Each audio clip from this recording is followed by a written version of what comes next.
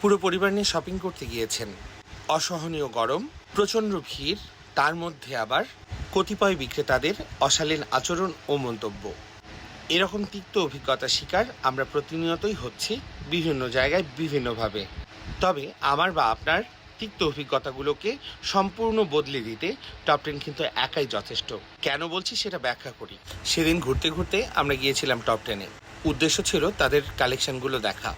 এই কমিউনিকেশন তাদের সাথে শেয়ার করার পর তারা তো বিরক্ত হননি, বরং আমাদেরকে আপ্যায়ন করার জন্য ব্যবস্থা করলেন কফির। এটা শুধু একটা কফি ছিল না, এটাতে ছিল অনেক আন্তরিকতা আর অনেক ভালোবাসা। শুধু কি তাই, দাঁড়িয়ে দাঁড়িয়ে কফি খেতে কষ্ট হবে এটা উপলব্ধি করে তারা আমাদেরকে অফার করলেন তাদের প্রিমিয়াম লাউঞ্জ।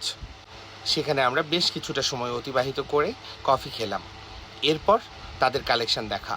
সত্যিকার অর্থে যদি বলি, টপ 10-ই হচ্ছে সেই আদর্শ জায়গা যেখানে আপনি পুরো পরিবারকে নিয়ে একসাথে শপিং করতে পারবেন, তাও কোনো রকম হ্যাসেল ছাড়া।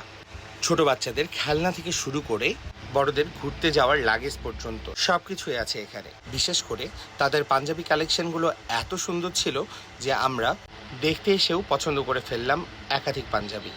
আর আমাদের মনের ভেতরে চলা প্রশ্নগুলোর উত্তর জানাতে তারা অ্যাসাইন করলেন একজন ডেডিকেটেড সেলস পার্সনকে, যিনি অনেক দক্ষতার সাথে তার নিজস্ব অভিজ্ঞতার আড়ালে আমাদের সকল প্রশ্নের উত্তর দিচ্ছিলেন কোনো রকম বিরক্তি ছাড়া।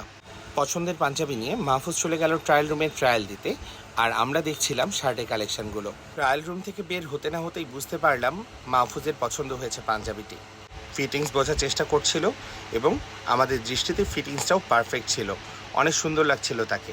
সোহেল ভাইয়ের সাথে চোখে চাহনি আর কথাবার্তার মাঝে বুঝতে পারলাম পছন্দের জিনিস মাহফুজ রেখে যাবে না। যাক, কি আর করা। মাহফুজের অনুরোধে সোহেল ভাই চলে গেলেন কাউন্টারে বিল দিতে। মেম্বারশিপে 5% ডিসকাউন্ট সহ সর্বমোট 10% ডিসকাউন্ট পেয়ে মাহফুজ কিনে ফেলল তার পছন্দের পাঞ্জাবিটি। এখন আর কি, বিদায়ের পালা। সুন্দর অভিজ্ঞতা নিয়ে কফির জন্য ধন্যবাদ দিয়ে ফ্লোর ম্যানেজারের কাছ থেকে বিদায় নেওয়া। আর বিদায় মুহূর্তে আপনাদেরকেও ধন্যবাদ।